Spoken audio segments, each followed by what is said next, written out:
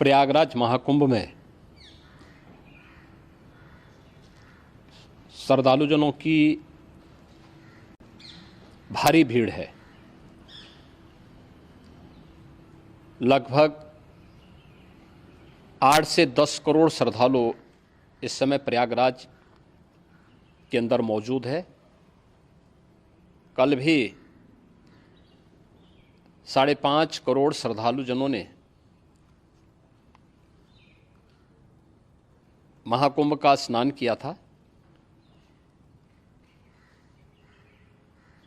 ये जो भारी दबाव श्रद्धालुजनों के कारण और श्रद्धालुओं के संगम नोच पर जाने के कारण वहाँ पर एक बना हुआ है, लेकिन पूरा प्रशासन मौके पे वहाँ मौजूद है। रात्रि को 1 से 2 बजे के बीच में अखाड़ा मार्ग पर, जहाँ पे अखाड़ों के अमृत स्नान के दृश्य से बैरिकेड्स भी किए गए थे, तो बैरिकेड्स को फांद करके आने में कुछ श्रद्धालु गंभीर रूप से घायल हुए हैं। उन्हें तत्काल हॉस्पिटल में पहुंचा करके उपचार आदि की व्यवस्था उनके लिए की गई है। उनमें से कुछ श्रद्धालु गंभीर रूप से घायल हैं। लगातार प्रशासन स्थानीय स्तर पर श्रद्धालुओं की सकुशल स्नान कराने के दृष्टि से रात्रि को कल सायंकाल 6:30-7 बजे से ही मौनी अमावस्या का मुहूर्त प्रारंभ होने के बाद से ही लगातार लगा हुआ है। प्रयागराज में महाकुंभ में श्रद्धालुजनों के सकुशल स्नान करने, अमृत स्नान के लिए देश भर से आए हुए श्रद्धालुजनों की व्यवस्था के लिए, उनके कुशल क्षेम के लिए आदरणीय प्रधानमंत्री जी का प्रातःकाल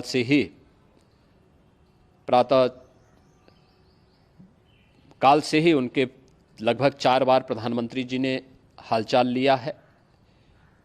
माननीय गृह मंत्री जी ने, माननीय राष्ट्रीय अध्यक्ष भारतीय जनता पार्टी श्री JP नड्डा जी ने,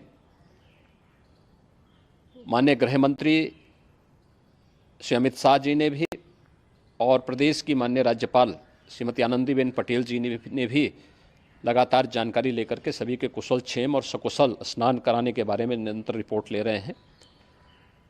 हम लोगों की प्रातःकाल से ही श्रद्धालुजन जो भी आए हैं वे स्नान कर सकें, इसके लिए यहाँ पे उच्च स्तरीय बैठक भी चल रही है, जिसमें मुख्य सचिव भी हैं, DGP हैं, प्रमुख सचिव गृह हैं, मुख्यमंत्री कार्यालय के अपर मुख्य सचिव के साथ ADG लॉ एंड ऑर्डर के साथ साथ अन्य वरिष्ठ अधिकारीगण मौजूद हैं।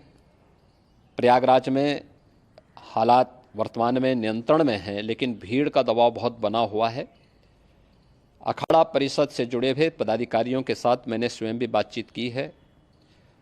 आचार्य महामंडलेश्वरों से भी, पूज्य संतों के साथ भी मेरी बातचीत हुई है, और पूज्य संतों ने बड़ी ही विनम्रता के साथ इस बात को कहा है कि नहीं, श्रद्धालु जन पहले स्नान करेंगे और फिर जब उनका दबाव कुछ कम होगा और वे सकुशल वहाँ से निकल जाएंगे, तब हम लोग स्नान करने के लिए संगम की तरफ जाएंगे। अभी पहले श्रद्धालु जनों को, चूँकि देश भर से आए हैं, तो इसके लिए उन्हें सभी अखाड़े इसके लिए सहमत हैं और सभी लोग इस व्यवस्था के साथ जुड़े हुए हैं। लगातार इस दिशा में हम लोगों का प्रयास है कि जो अब तक प्रातःकाल से ही आपने देखा होगा, कल मैंने बताया कि कल लगभग 5.5 करोड़ श्रद्धालु कल महाकुंभ का स्नान किए हैं, और आज प्रातःकाल तक लगभग 8:30 बजे तक 3 करोड़ से अधिक श्रद्धालु स्नान कर चुके हैं, और ये लगातार जारी है। लेकिन संगम नोच पर, अखाड़ा मार्ग पर, नागवासुकी मार्ग पर लगातार दबाव बना हुआ है, और वहाँ पर श्रद्धालुजनों की सुविधा के लिए भी हर प्रकार की वहाँ पर प्रशासन पूरी मुस्तैदी के साथ लगा हुआ है। और इसीलिए मेरी अपील है पूरे प्रदेशवासियों से, पूरे देशवासियों से और सभी श्रद्धालुओं से भी, सभी पूज्य संतों से भी कि अफवाह पर कोई ध्यान न दें, संयम से काम लें। ये सब आयोजन सभी लोगों का है। प्रशासन उनकी सेवा के लिए पूरी तत्परता के साथ लगा हुआ है। केंद्र और राज्य सरकार पूरी मजबूती के साथ वहाँ पर हर प्रकार का सहयोग करने के लिए तत्पर है। लेकिन कोई किसी अफवाह पे ध्यान न दे। कोई भी व्यक्ति नकारात्मक अफवाह फैलाने का प्रयास करेगा, उस प्रकार से नुकसान हो सकता है। और जहाँ पर हैं आप, लगभग 15 से 20 किलोमीटर के दायरे में अस्थायी घाट बनाए गए हैं, उसमें कहीं भी वे स्नान कर सकते हैं।